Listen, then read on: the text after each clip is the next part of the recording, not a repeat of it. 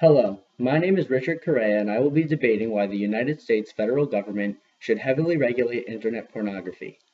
The United States federal government should technologically prevent minors from illicitly accessing adult pornographic websites utilizing a congressional act known as the Internet Community Ports Act, or ICPA. According to Cheryl B. Preston, ICPA is devised to provide nationwide support for the effective implementation of internet zoning technology. ICPA allows parents to make choices concerning their children's access to sexually graphic material while still allowing adults to publish and access any legal content online. ICPA relies on channeling content among the over 65,000 internet ports rather than, as is the current practice, sending virtually all content together over just a handful of ports.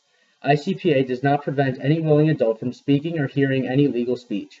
Rather, it gives citizens the option of requesting from their internet service provider only those ports on which material that is harmful for minors may not be posted. Heavy regulation of internet pornography would enforce the laws preventing children from viewing this content legally.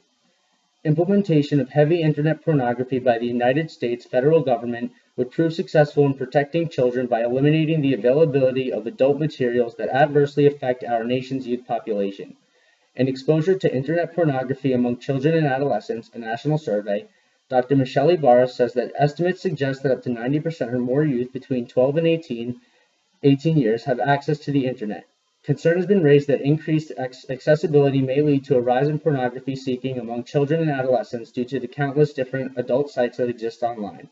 Pornography seeking, however, contains potentially serious ramifications for child and adolescent sexual development. Heavily regulating internet pornography will stop poorly educating young viewers and protect them from psychological, emotional, social, and physical damage and delinquent behavior, as Ibarra also states that those who report intentional exposure to pornography, irrespective of source, are significantly more likely to cross-sectionally report delinquent behavior and substance use in the past year. Further, online seekers versus offline seekers are more likely to report clinical features associated with depression and lower levels of emotional bonding with their caregivers. Also, in the harms of pornography exposure among children and young people, Michael Flood lists several notable and often troubling effects of pornography on young people.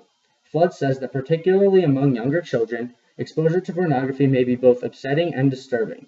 Regulating porn will also decrease sexism as well as violence and crime. Trip Gabriel says in New York Issue at Work, online sex sites, that men who surf into such sites say women and experts on sexual harassment can create an uncomfortable and humiliating atmosphere for their female colleagues. The climate exists whether the images are glimpsed while passing a coworker's cubicle, imagined from the guffaws of others gathered around a screen, or explicitly pointed out as women are constantly sexualized in the workplace. Michael Flood also adds that exposure to pornography helps to sustain young people's adherence to sexist and unhealthy notions of sex and relationships. Consumption of internet pornography also intensifies attitudes supportive of sexual coercion and increases young men's likelihood of perpetrating assault. Flood also labels the internet as a poor and indeed dangerous sex educator. Therefore, it is necessary that the United States federal government implements a congressional act enabling pornography to be kept out of the reach of children and